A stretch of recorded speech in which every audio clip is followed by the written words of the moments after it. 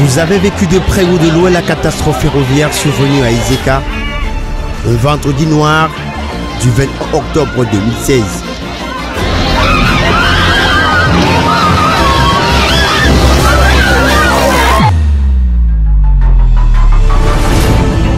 Dans ce documentaire qui suit, nous allons passer au crible le film de l'événement. Tout d'abord, le mobile de la ruée des passagers vers la gare centrale de Yaoundé, d'une part, et de l'autre, les conditions de leur embarquement, comment les secours ont été organisés, de l'état d'esprit de ces derniers, de l'apport des psychologues et des sociologues. C'était un accident. Non seulement pour comprendre les faits, mais aussi permettre aux victimes de faire le deuil. En réalité, la mort s'impose. C'est une donnée la plus exacte, la plus sûre qui existe. Et même pour l'Africain qui, finalement, n'accepte pas de se détacher avec l'autre. Et puis enfin, à qui incombe la responsabilité mieux? Qui va payer l'addition? En outre, le train est-il encore un moyen fiable de transport en commun?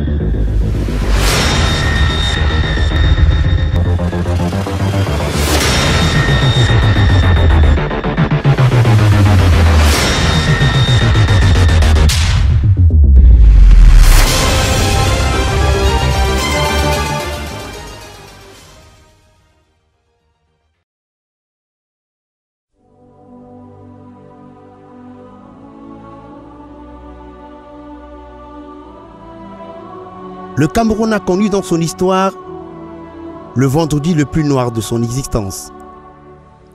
Une journée difficile à double titre.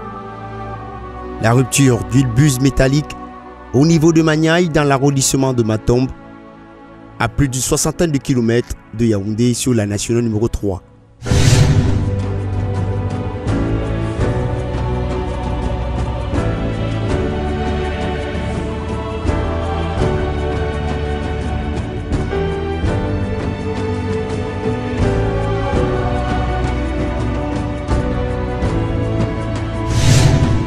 Une route qui présentait des signes de fissure, connue des pouvoirs publics, qui cède vers 1h du matin, le jour du drame.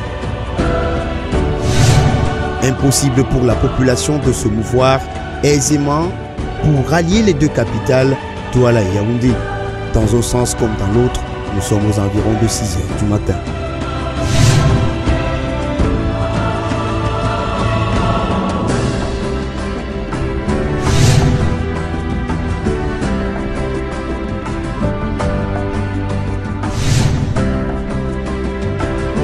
Un incident qui enregistre beaucoup de problèmes, notamment les bouchons sur 5 km, si bien qu'un vent de panique s'empara de tous.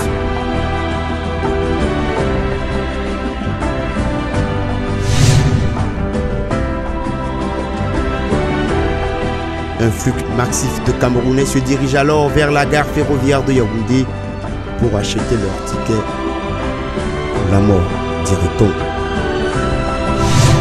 Un monde fou s'est donné rendez-vous comme par enchantement bousculade par-ci, embouilade par-là.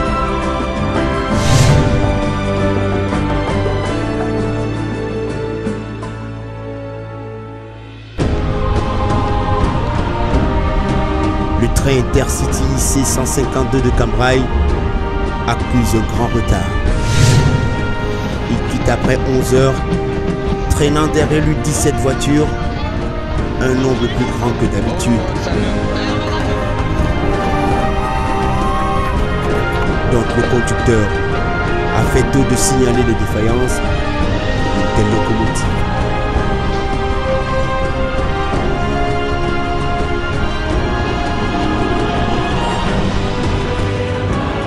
Tout se passe bien jusqu'au lieu dit Milor-Maloumet, situé à 7 km des écarts. Première défection. Signalement de panne de frein. Et donc vitesse désormais incontrôlée. La vitesse désormais au maximum à plus de 90 km contre 40 km/h crée la séparation du reste des voitures en pleine gare des écarts.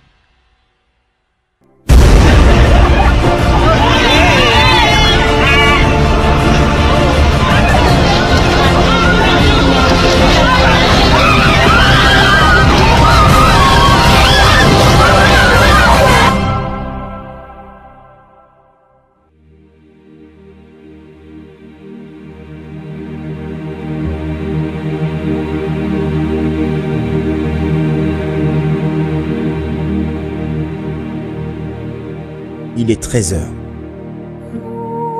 La vérité est implacable. Irréparable vient alors de se produire. Un coup de massue est tombé sur Ezeka.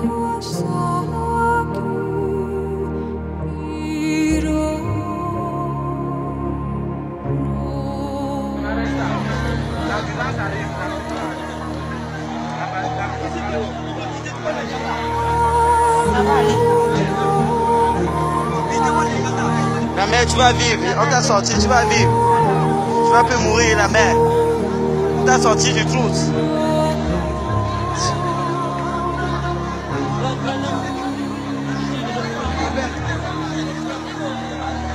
Les premiers secours ne se font pas prier. Les riverains premiers sur les lieux s'organisent tant bien que mal.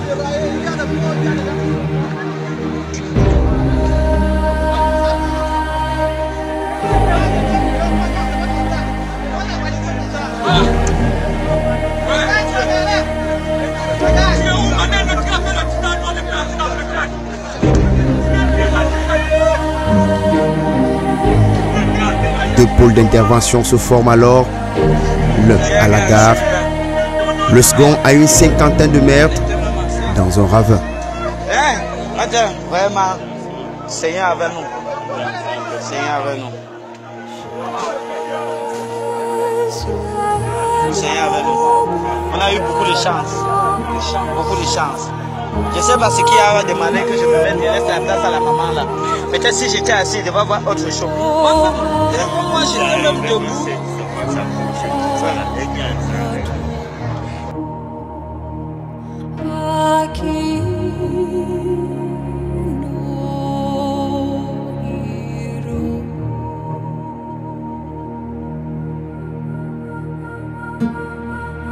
Je suis quitté de chez moi, je devais me rendre sur la route.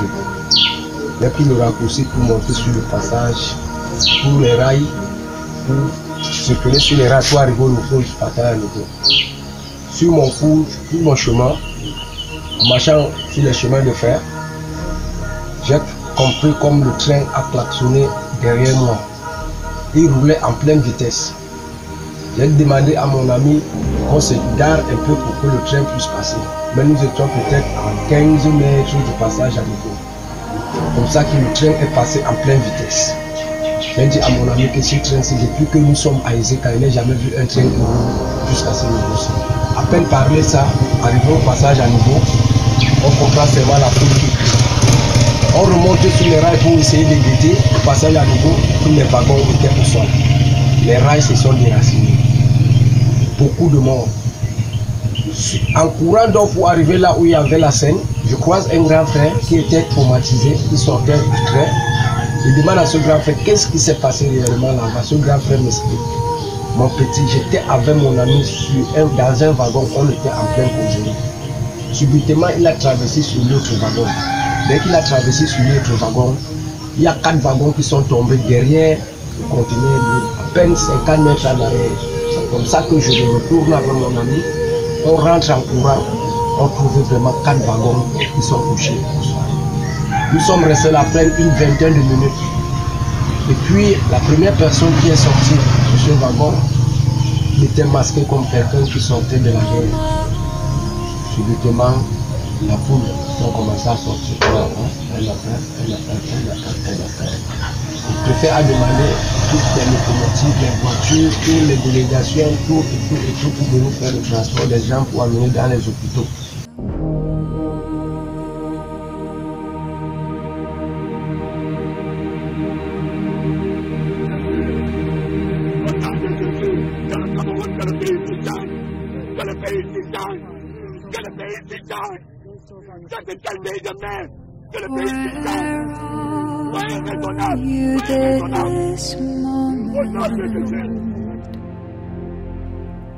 Toutes les forces vives se mobilisent, tout le monde est mis à contribution, civils, hommes en tenue, Bayam Selam, bref, tout le monde.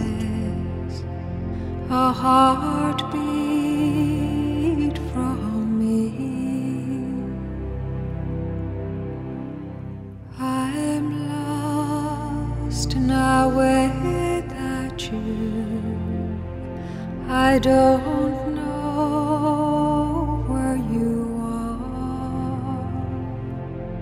I keep watching, I keep hoping. L'arrivée des secours spécialisés est un soulagement pour une population qui est débordée. C'est le chaos. Ezeka est en état de choc.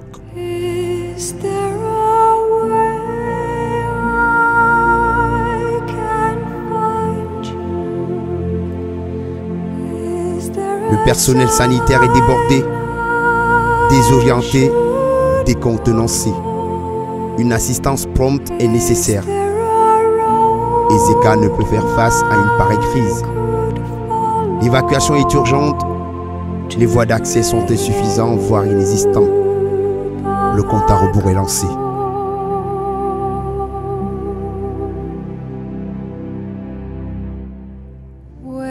Qui doit faire la prise en charge effective des victimes? La grande question. Les morts commencent à se compter, car l'assistance fait défaut. Une boucherie humaine peint l'horreur d'un massacre génocidaire. Comment a-t-on pu communiquer aussi rapidement? Voici par quelle manière la communication a été effectuée pour joindre les familles des victimes.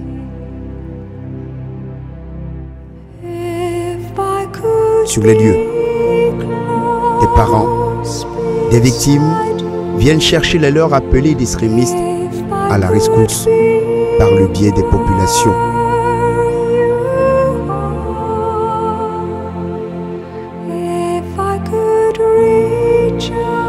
La situation confinée au départ prend de l'ampleur. Les réseaux sociaux donnent le ton. Les médias de masse leur emboîtent le pas. L'opinion publique en est informée, le monde entier également. Le gouvernement se mêle les pédales.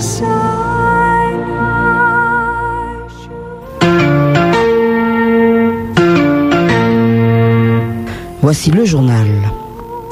Une présentation de Constant Zé. Bonjour Constant. Bonjour Félicité, Désiré Oyono. Bonjour à tous. Constant Zé à la présentation, à Emmanuel Atangana qui est de l'autre côté de la baie vitrée pour s'assurer que la connexion est très bonne avec vous.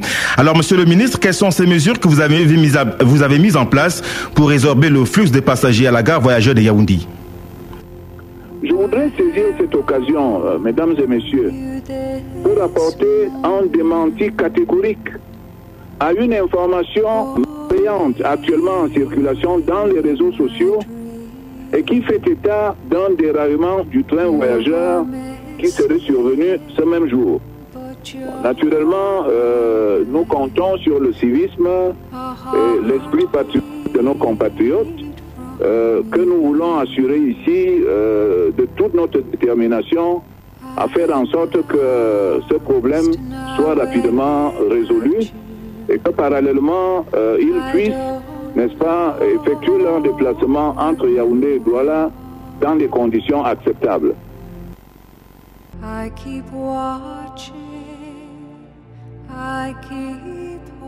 En direct du 13h au poste national, le ministre des Transports dément cette information aux 17h du même poste.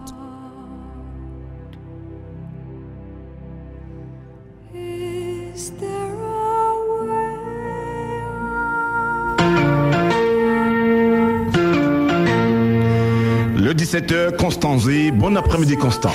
Bon après-midi, Jacques. Mesdames et messieurs, bon après-midi et bienvenue au journal.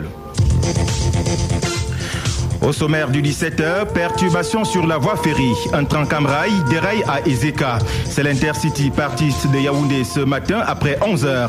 Le ministre des Transports, Edgar Alem Bengo, est en route pour le lieu du drame. Vous l'écouterez dans le 17h.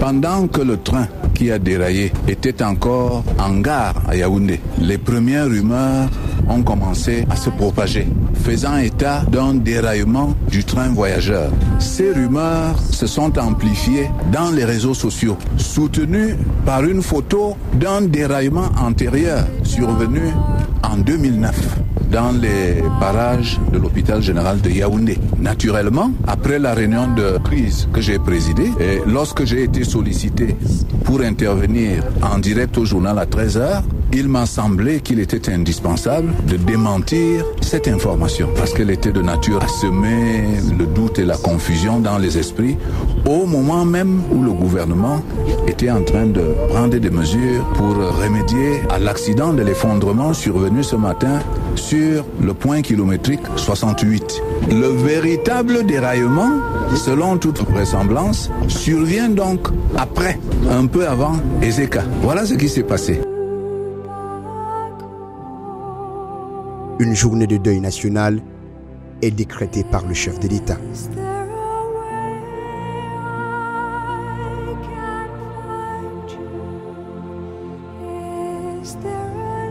Le 23 mai 2017, les autorités camerounaises ont dévoilé les principales conclusions de la commission d'enquête chargée de faire la lumière sur la catastrophe d'Ezeka.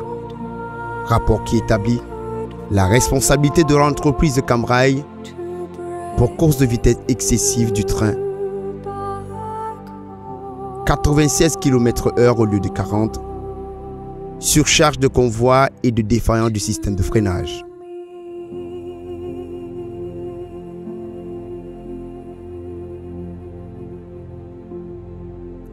Le dit rapport fait également état d'un bilan officiel de 79 morts, avis qui ne fait pas l'unanimité.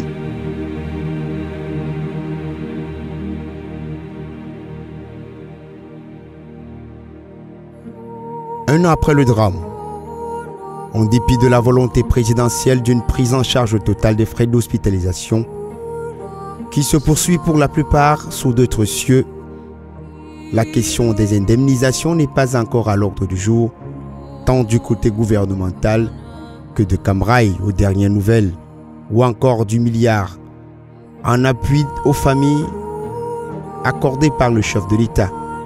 Un argent qui pourrait être une source d'achoppement dans bien des familles, car l'argent étant le nerf de la guerre. L'apport indéniable de la population a pu sauver des vies, malgré les moyens rudimentaires mis à leur disposition. À la suite, comment comprendre ce phénomène pour mieux l'appréhender?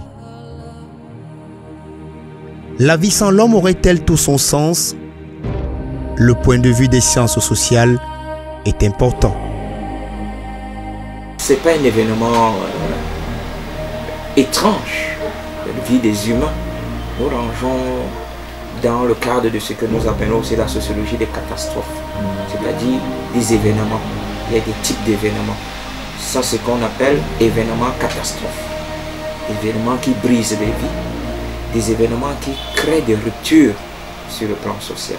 Il faut d'abord comprendre que nous sommes dans un monde en pleine mutation et la caractéristique de nos sociétés, c'est la mobilité. De nos jours, on constate trop de mobilité. Regardez un peu, quand vous observez dans nos agences de transport, de voyage, alors qu'est-ce qui se passe? Observez bien ce qui se passe désormais en termes de voyage de nuit. Il y a un certain temps, on n'observait pas ce phénomène. Tout y va. Et maintenant, il y a quelque chose aussi, c'est deux villes, deux capitales du Cameroun, capitale économique, capitale politique, et qui ont besoin d'être reliées en permanence. Douala et Yaoundé, lorsque vous évaluez le trafic entre Douala et Yaoundé, c'est énorme. Donc ça signifie qu'il y a d'abord un besoin énorme. Il y a un besoin énorme en termes de mobilité, en termes de déplacement. Alors, lorsqu'il y a eu une rupture, l'unique recours, c'était la voie ferroviaire. Bon, maintenant, alors, on peut bien évacuer, on peut bien satisfaire la demande sans arriver, n'est-ce pas, à une telle catastrophe. Le problème, c'est que jusqu'aujourd'hui, il nous faut des rapports d'enquête pour qu'on détermine les véritables causes. Parce que tirer des conclusions hâtives, nous avons le devoir d'aller vers ceux qui sont chargés de faire des enquêtes et de nous inspirer des rapports, des enquêtes pour établir des responsabilités. Mais la particularité des sociétés modernes, la particularité du management, parce que en général, c'est la prévision. C'est ça. On peut, les catastrophes arrivent, on ne souhaite pas que les catastrophes arrivent. Quand il arrive, on essaye d'établir des responsabilités. Enfin, le tronçon de la route de Maniaï, objet de cet incident, est aujourd'hui réhabilité un an plus tard.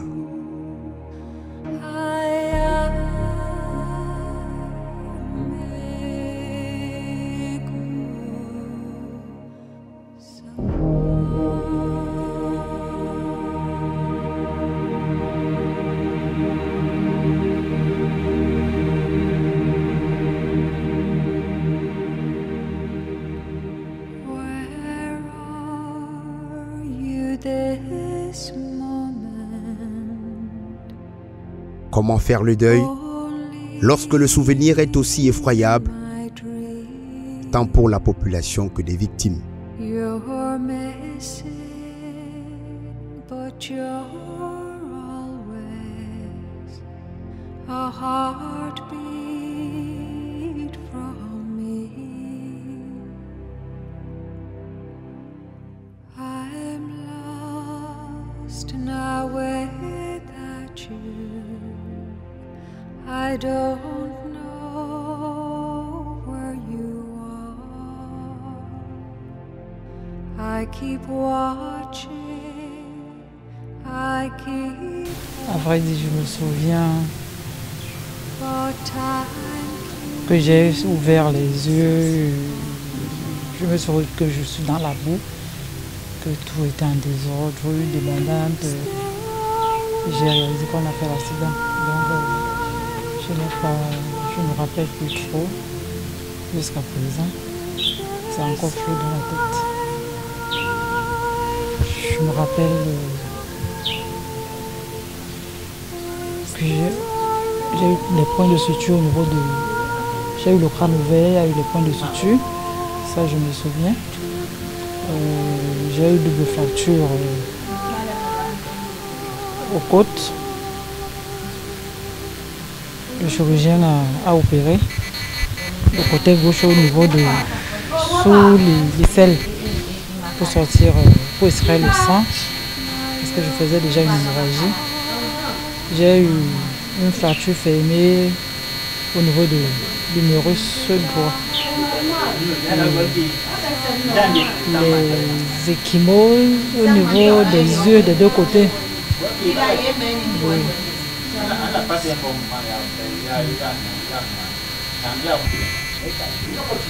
Dormir, je n'arrive vraiment pas à dormir comme avant.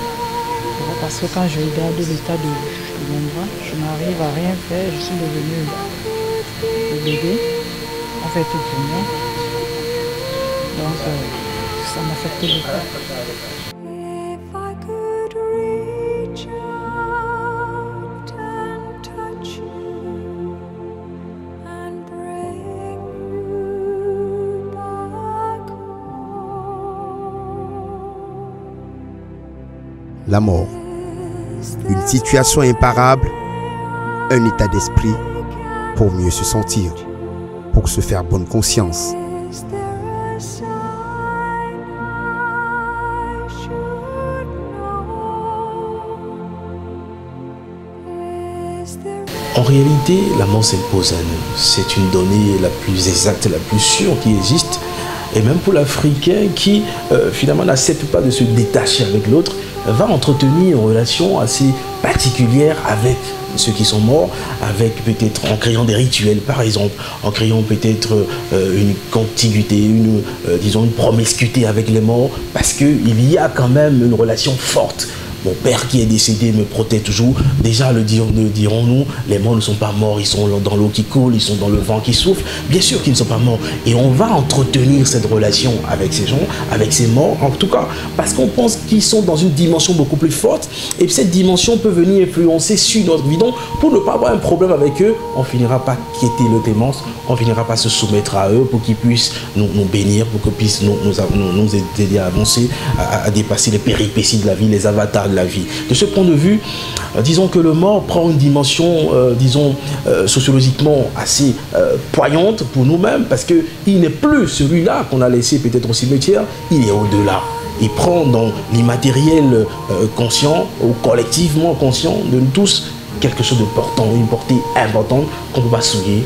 Parce que c'est un demi-dieu, finalement, c'est peut-être un dieu. Il rejoint la case des dieux. Donc, de ce point de vue-là, l'Africain, qui le veuille ou non, va accepter cette mort parce qu'elle s'imposera à lui, qui le veuille ou non. Et puis après, c'est à lui maintenant de pouvoir se surpasser, dépasser cette difficulté en ne s'appuyant plus sur ce qu'on appelle souvent en psychologie les supports de mémoire. Si par exemple, il avait des habits, on va peut-être les cacher, peut-être les détruire, peut-être les mettre quelque part hors de portée, pour qu'en voyant cela, on ne puisse pas se rappeler constamment, disons, celui qui est très cher et qui n'est plus avec nous. Donc, je pense que de ce point de vue-là, quand on enterre, au moins dans l'esprit humain, on se rend compte que la personne repose maintenant quelque part. Au moins, il y a un détachement qui se fait parce qu'on revient à la maison, on laisse quelqu'un au cimetière. Alors, ça marque en notre esprit que la personne n'est plus avec nous, la personne ne suivra plus pour aller à la maison. Je pense que le deuil commence déjà là, par cette acceptation du détachement qu'on va opérer avec la personne. Et donc, ça, c'est totalement important pour le deuil et surtout pour le cheminement que l'on pourrait opérer en sachant que la personne n'est plus et qu'on doit pouvoir compter seul sans cette personne dorénavant.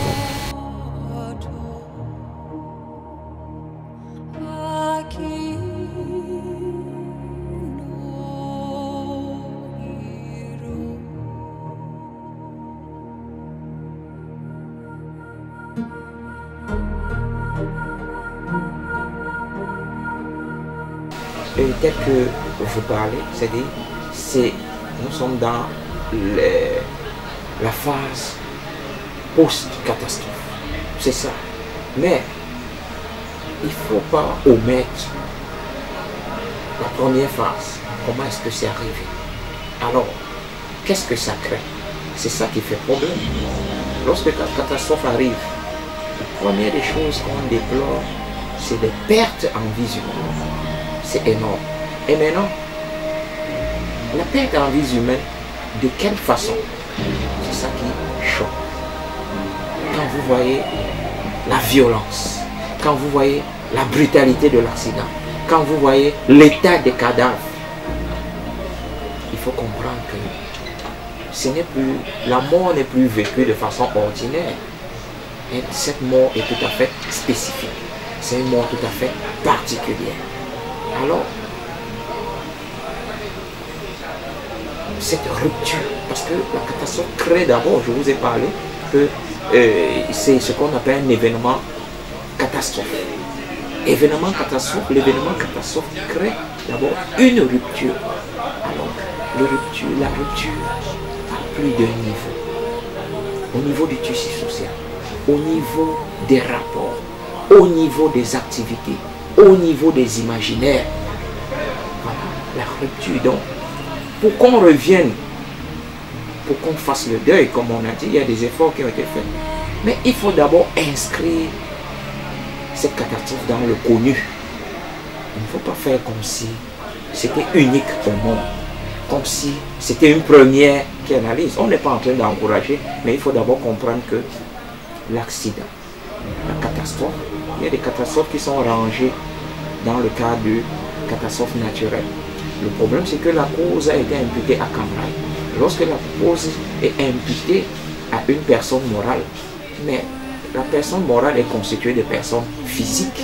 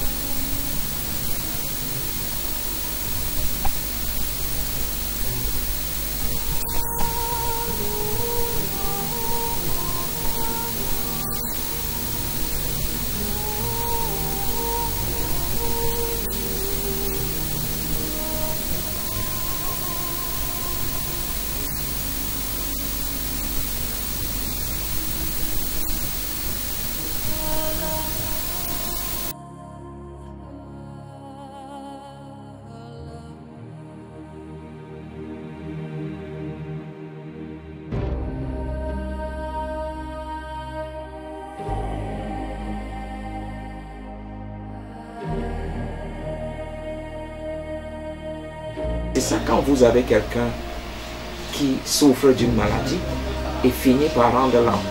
Comment est-ce que vous faites pour surmonter le départ de cette personne? Alors, vous, à ce moment, il y a une tolérance de la mort qui est construite parce qu'on sait que la maladie a décimé cette personne. Alors quand une personne meurt de façon brusque, il y a une intolérance de la mort qui est construite aussi parce qu'on se rend compte que si on avait pris des précautions, cette personne ne serait pas partie.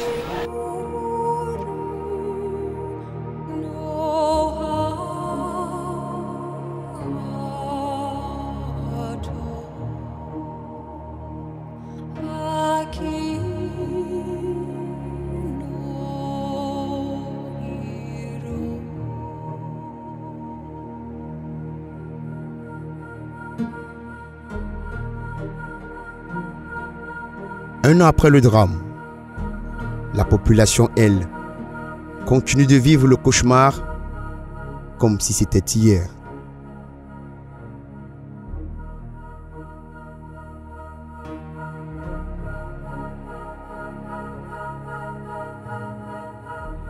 Cette date commémorative du 21 octobre 2016 a été pour moi particulièrement, pour moi,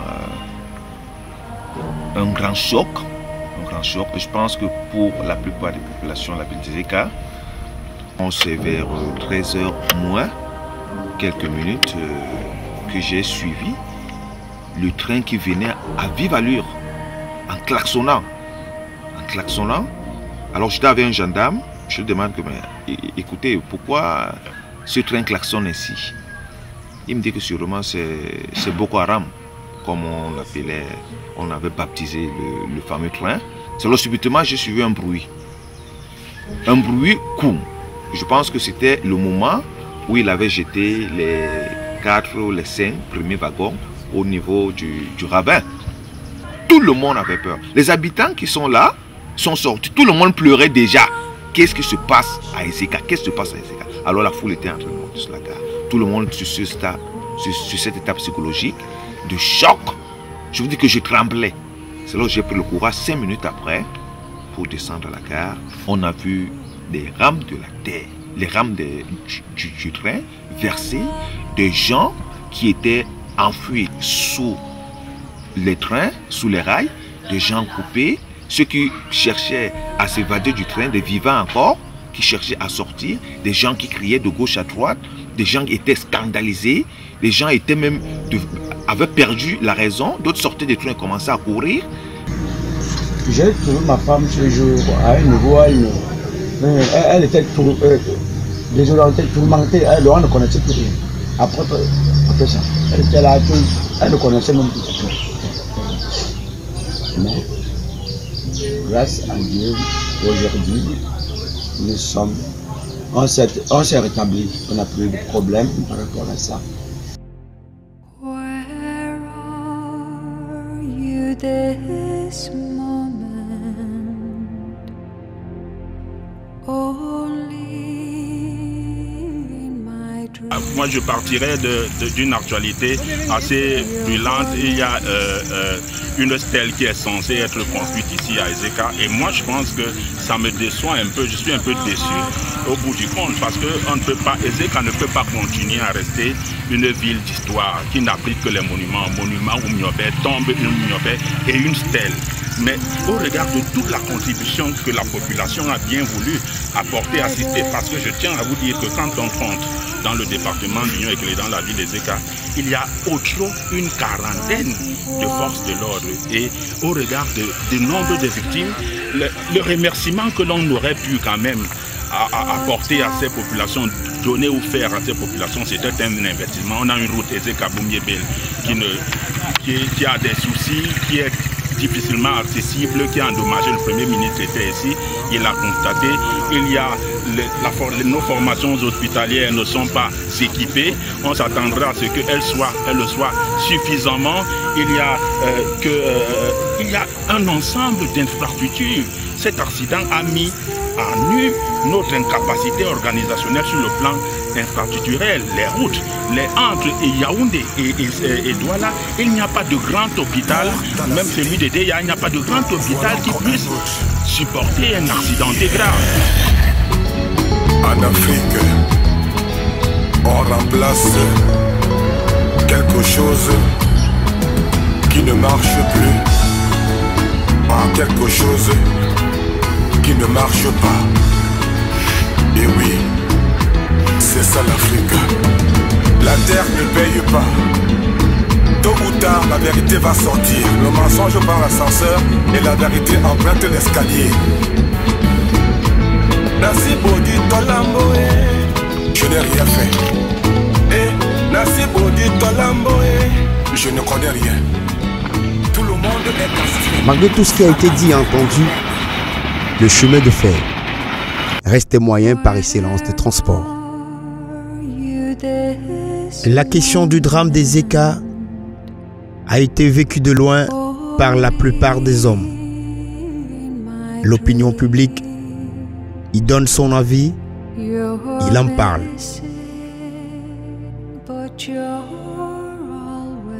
C'était un accident, hein, tout simplement. Au même titre que cet accident aurait pu arriver par rapport au transport urbain routier, comme vous le connaissez très bien, qui, même au Cameroun pour le moment, on n'a pas encore atteint un stade, je dirais, standard suivant les normes internationales. La même chose avec le système routier, avec l'aviation. Voilà. On se rappelle encore des accidents qui ont meublé notre aviation camerounaise, hein, et puis des faits récents même d'ailleurs. Donc je me dis, on ne devrait pas stigmatiser par rapport au train. C'est un accident qui est arrivé. C'est vrai qu'à côté de ça, après des enquêtes qui ont été menées, il y a eu des responsabilités suivant X ou Y, mais ça reste un transport qui peut être utilisé normalement si c'est restitué encore, s'il y a tout un encadrement qui est mis derrière, tout simplement.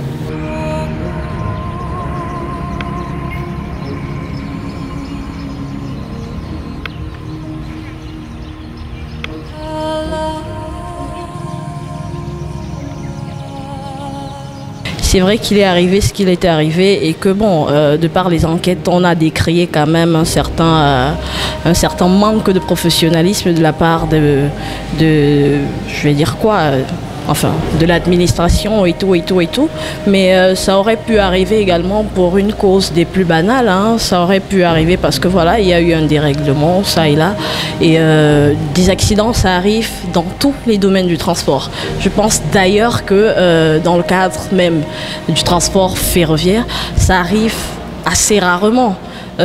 S'il faudrait s'en tenir, s'il faudrait s'arrêter au fait que voilà, il y a eu un accident et que juste par rapport à cet accident-là, on devrait comme ça vivre avec la peur tout le temps d'emprunter ce mode de transport. Je pense que pour les voitures même, on ne se retrouverait pas à emprunter un taxi sans craindre pour sa vie par après. Je pense qu'on a pris des mesures par rapport à cela et ça ne se répétera pas de sitôt, tout simplement.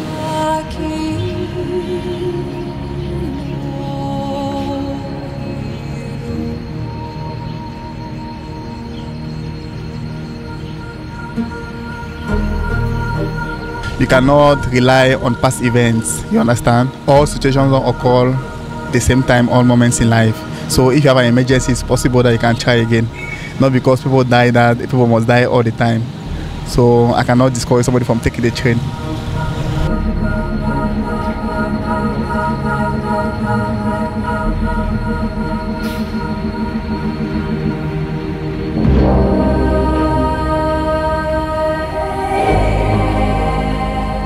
C'est pas parce qu'il y a eu un incident l'an passé que ça va se reproduire tout le temps.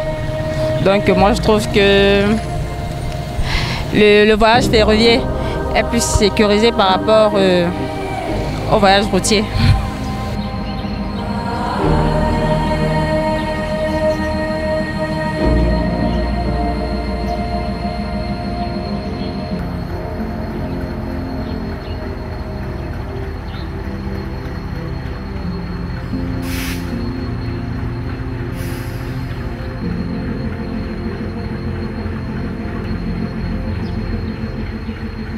Je ne voudrais pas cracher sur la mémoire de ces personnes qui ont rendu l'âme, mais des décisions n'avaient pas été prises de manière réfléchie, de manière responsable.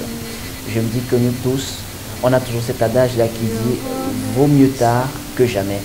Ils avaient tous envie de rejoindre la ville, mais pour la plupart, ils ne sont jamais arrivés. Tout simplement parce qu'ils ont pris une mauvaise décision. Donc il faudrait qu'aujourd'hui, on soit conscient. Et on a accusé Camrail quelque part et dit que Camrail est le fautif. Et des gens se posent des questions aujourd'hui. Pourquoi si Camrail qui est le fautif continue donc, je ne sais pas, d'exercer en territoire camerounais? Les citoyens ont une force inébranlable qu'ils n'imaginent pas. Imaginez un peu que tout Camerounais disait non, à partir d'aujourd'hui, je ne prends plus jamais le train de Camrail.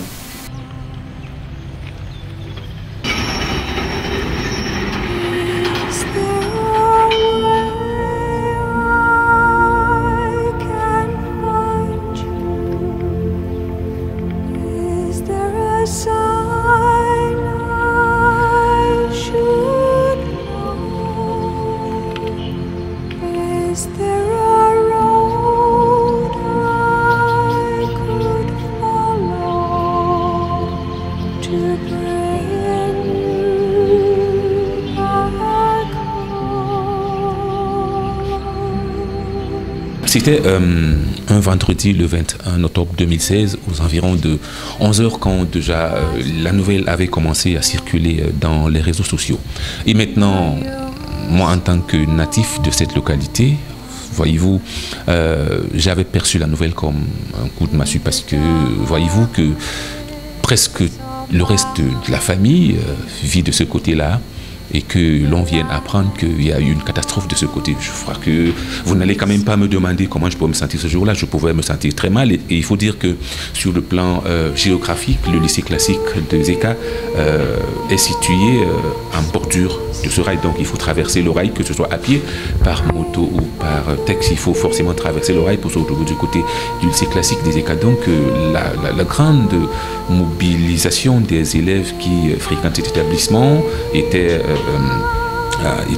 comment je veux dire, exposé à cette hécatombe ce jour-là du 21 octobre 2016. C'est vrai que peut-être tous les moyens n'avaient pas été réunis à temps opportun pour que peut-être un sauvetage puisse venir à la rescousse des victimes, mais quand même, quelques temps après, on avait vu même à travers certains médias voisins où un fort déploiement avait été fait à travers des hélicoptères qui sillonnaient le rayon, à travers des charters qui venaient déporter les victimes vivantes du côté de Zeka. D'abord, l'hôpital de Titi Zeka qui était abondé, qui était submergé par la pression, la présence des victimes, et l'hôpital d'Edéa, l'hôpital régional d'Edéa, l'hôpital de la Quintine de Douala et beaucoup d'autres formations sanitaires.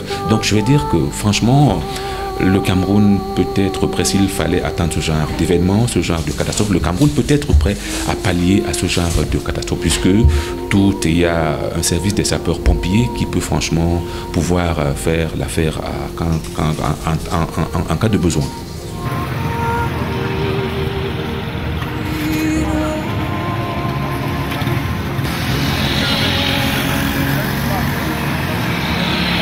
Il ne faut pas faire de la ville des Zeka le synonyme de la catastrophe. Il ne faut pas qu'on pense que Zeka signifie catastrophe. Non. C'est ça.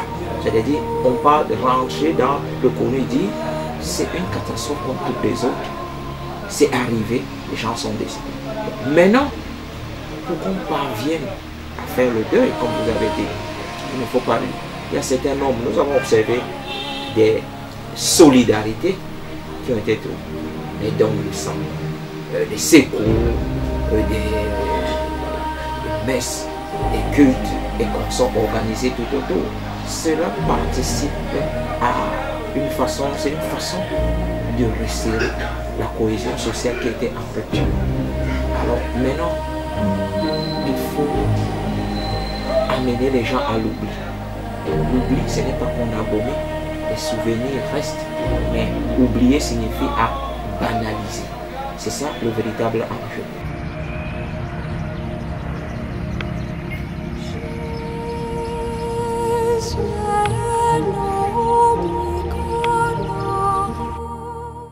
La route a été coupée en deux, contraignant les uns et les autres à prendre le train qui a fini par leur coûter la vie. Les gens sont morts. Morts d'une mort atroce.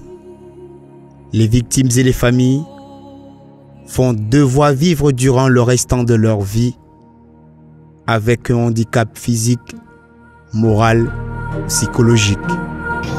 Arrivé au quartier, on a trouvé quelque chose d'inoubliable.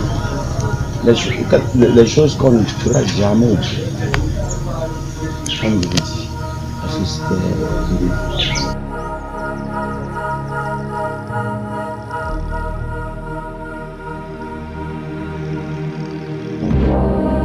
En dehors de l'établissement de la responsabilité, du moins des responsabilités individuelles ou collectives, et pourtant dans l'indifférence totale, la vie continue son train-train quotidien à Ezeka. Le train ne s'arrêtera pas de siffler et de rouler. Peut-être, aussi comme eux, nous mourrons un jour. Un jour, peut-être nous mourrons aussi.